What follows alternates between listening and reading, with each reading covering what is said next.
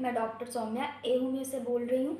आज हम डॉक्टर आशीष सर से पूछेंगे कि उनका 15 साल का एक्सपीरियंस कैसा रहा और जितने भी आजकल जैसे भी न्यू डिसीज़ भी आ रहे हैं, तो उनका सर से क्या एक्सपीरियंस रहा, आज हम बात करेंगे। यस सर, तो जी, अब डॉक्टर सौम्या जी, जैसे आपने बात की, मुझे 15 साल हो गए प्रैक्टिस करते होम्योपैथी में। आजकल ठंड बहुत ज़्यादा बढ़ रही है, लोगों के अंदर एक कॉमन सी प्रॉब्लम्स देखने को मिलेगी। घर की महिलाओं को बहुत सारी प्रॉब्लम्स होती, उनकी उँगलियाँ फूल जाती हैं, फूलने के बाद उसमें जलन सी होने लगती, खुजली होती है। जितना भी उसकी वो हीट देते हैं, उतना ही एग्रावेट यानी कि बढ़ जाता है।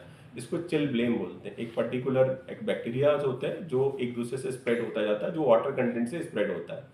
इसके हैं अपने यहाँ होम्योपैथिक मेडिसिन रस्टॉक्स आती है, रस्टॉक्स एप्लीकेशन भी आता है। आप लेकिन फिर भी मैं हमेशा वीडियोस में बताता रहता हूँ कि आप कभी भी अपने आप से दवा लेके ना खाएं, किसी नज़दीकी डॉक्टर्स को दिखाएं कि वो बीमारी है कि नहीं है, तब आप लें। इससे आपको सही दवा आपको मिल पाएगी। और क्लिनिकल एक्सपीरियंस में ठंड में जॉइंट्स पेन बहुत सारे हो रहे हैं, तो जॉइंट्स पेन भी आपको देखने को बहुत सारे मिल रहे हैं। तो जॉइंट्स पेन को भी मैं सलाह दूंगा कि आप नज़दीकी डॉक्टर से मिलिए।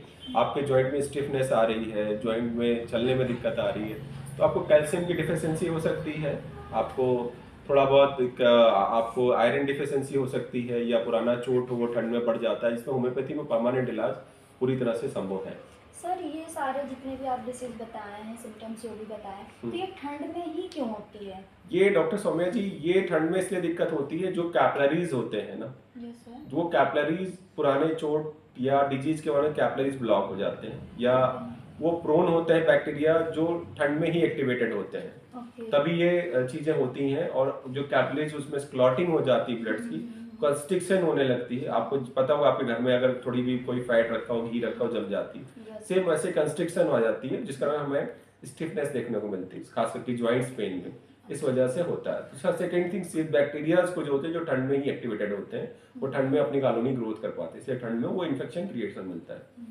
बट जैसे होम्योपैथी की जो भी मेडिसिन हो, वो किसी भी डॉक्टर से कंसल्ट करके या फिर उसका कॉज क्या है उसके अकॉर्डिंग ही मेडिसिन ले हाँ, सकते हम हैं। तो हमेशा ही कहेंगे डॉक्टर से इफेक्टिवली दिखाएं।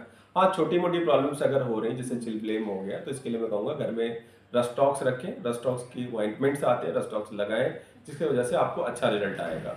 और जैसे जॉइंट्स पेन आ रहा है, तो जॉइंट्स पेन की आइडेंटिफिकेशन करना पड़ेगा ना, कहीं आपको रोमेटाइड अर्थराइटिस नहीं है, क्रॉनिक इंजरी तो नहीं है, कैल्शियम डिफिशियंसी तो नहीं है, उसकी टेस्ट करानी पड़ेगी, तब आप जॉइंट्स पेन को आप कर सकते हैं।